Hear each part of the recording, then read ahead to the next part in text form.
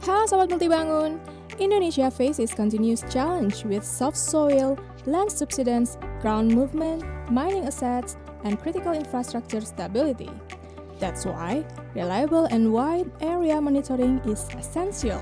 Today, we introduce Geofem InSAR satellite monitoring, an advanced satellite-based technology capable of detecting millimeter-level ground deformation across the large areas, efficiently and continuously. Flying all the way from Cyprus to Indonesia, Dr. Andrew Lees will share deeper insight into how Geofem InSAR can strengthen infrastructure, resilience, and assets protection in Indonesia. Please welcome Dr. Andrew Lees.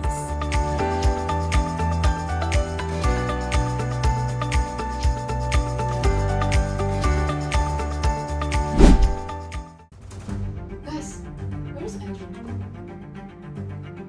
Where is he? Hi. There he is. Oh, I'm here. Oh, sorry, I was just fixing the news desk. Okay. Hi. So, I'm Andrew. Hi, Andrew. Hi. So, I'm going to ask you some questions that we already made about Geofem. Are you ready? I'm ready. Okay. Not too tough. Okay, so for the first question, could you give us a brief history about Geofem? Certainly, yes. I formed Geofem in 2007. So what's that, 18 years old now? My expertise is in geotechnical finite element modeling. That's what I did in my Ph.D. and that's what I had experience in. So I formed a company to perform geotechnical finite element modeling, hence the name Geofem. And that's what we've been doing ever since. What led the company to focus on satellite remote sensing technology? Well, about 10 years ago, I first saw the potential of satellite technology and its application in geotechnical engineering. You can do amazing things with satellites now, measure displacements, measure soil moisture content, and a number of other things. And this was 10 years ago. Now the technology has advanced even more, and it's just going to get more and more commonplace and become more powerful as more satellites with more capabilities and also more technology to process the data into useful outcomes is growing all the time. So that's what got me excited. I think this technology can really help with the main challenges that we're facing today, particularly regarding geotechnical engineering. Next question. What are the key advantages of satellite monitoring compared to conventional methods? Yes, there are many advantages, but I want to make clear that we don't propose satellite monitoring and data as an alternative to conventional means. They complement each other. And I'm a geotechnical engineer myself. I understand the value of data and data from different sources that help to improve the reliability of the data and therefore the reliability of the outcomes and the decisions that we make as geotechnical engineers. But the advantages of satellite data are many. It can cover wide areas very cost effectively. So you get very broad coverage over large areas. With a lot of in situ techniques, you get data at a specific point or wherever you install sensors, but satellites give you very broad coverage over the surface. Not much below ground level, of course, that's where other techniques become more valuable, but satellites very good for broad coverage. It's very cost effective to do, particularly for large areas. A lot of the data is freely available. It only needs to be processed. It's totally non-disruptive, so we don't need to visit a site to take these measurements. That makes it very safe as well, which of course is very important. So that's fewer boots on the ground, so we can take more measurements completely remote from the site. And for me, one of the biggest advantages is the archive data. So imagine for your site if you had data for the previous 10 years before you even started working on the site, without you even needing to ask for the data. It is there. 10 years of data is available for most sites around the world to be used, and that, as a geotechnical engineer, when you have to interpret the measurements starting from today, It's so much easier if you can see what's been happening in previous years. Then you really understand the data that you get today in the context of what's been happening over the previous several years. Why do you believe this technology is particularly beneficial for Indonesia? Excellent question. Yes, here I am in Indonesia for the first time. If you look at a map of Indonesia, what do you see? You see a vast country spread over long distances with many islands. So gaining access to all those locations for conventional methods of survey are challenging in a country such as this. So satellite data covers large areas very easily, so you can cover vast areas of Indonesia much more cost effectively, much more quickly than going to all these places in situ. So imagine you wanted to look at the condition of highway or rail networks or pipeline networks across Indonesia. That's an enormous undertaking given the geography of Indonesia, but satellite data makes it a lot easier. Next question. In which sectors do you see it having the most significant impact? A number of sectors, I think. Of course, Indonesia is famous for its mining, so there's a huge mining sector in Indonesia. Indonesia has a lot of mineral resources. So satellite data has been used in the mining industry for quite some time. So particularly for the monitoring of the condition of tailings dams, it's very important. And of course, that's vital for the communities and the environment surrounding these tailings storage facilities, that they are properly managed and the local areas protected. So satellite data provides a very useful source of additional information regarding their condition. Also for looking at perhaps subsidence due to underground mining, or assessing the stability of slopes in the mining sector. And then also the energy sector is very big in Indonesia, so it can be used for monitoring offshore structures as well as onshore operations, subsidence due to hydrocarbon extraction, for example. And then of course there's infrastructure. As I said just now, the size of the country means that there are vast infrastructure networks across the whole country, so I think satellite data would be particularly useful for monitoring the conditions of those assets too. Next question. Does Geofem develop its own proprietary technology? Yes, we do.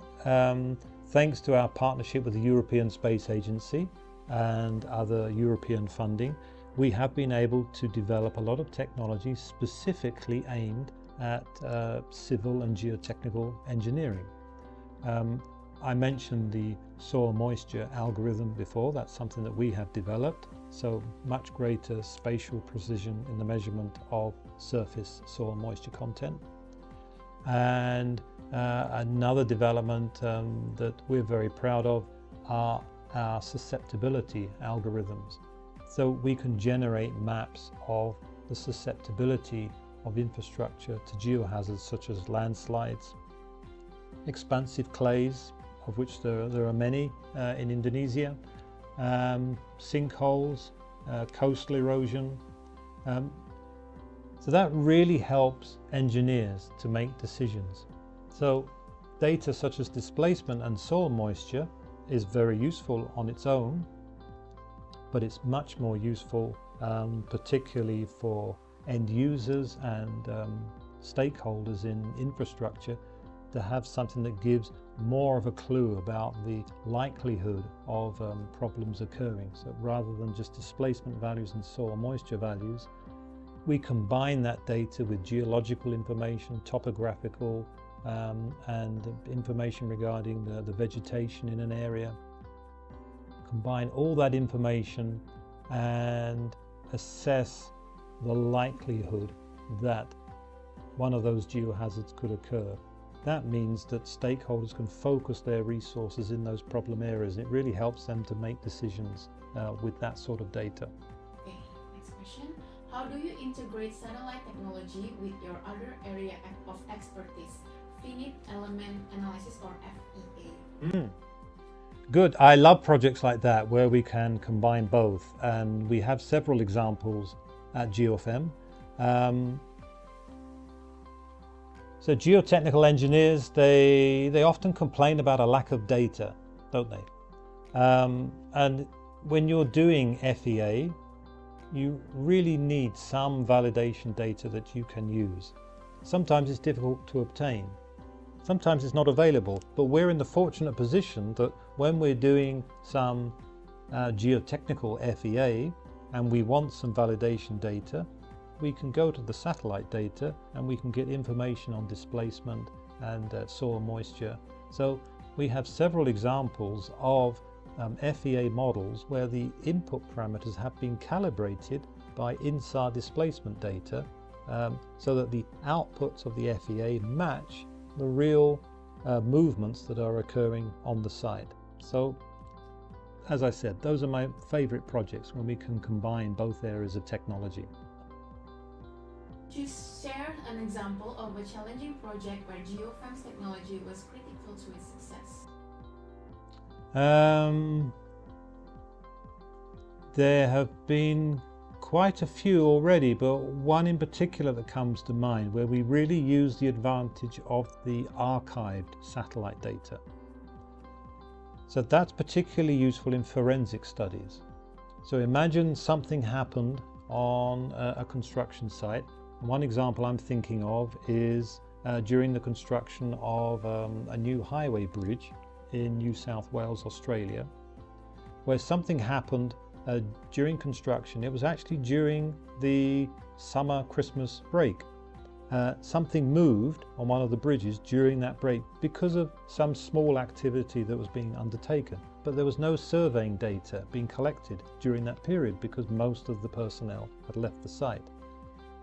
When they returned after the summer break, they saw that when they did the first survey, that the bridge had moved suddenly, but they had no information on what caused that or when exactly that moved because they had no data for about a month.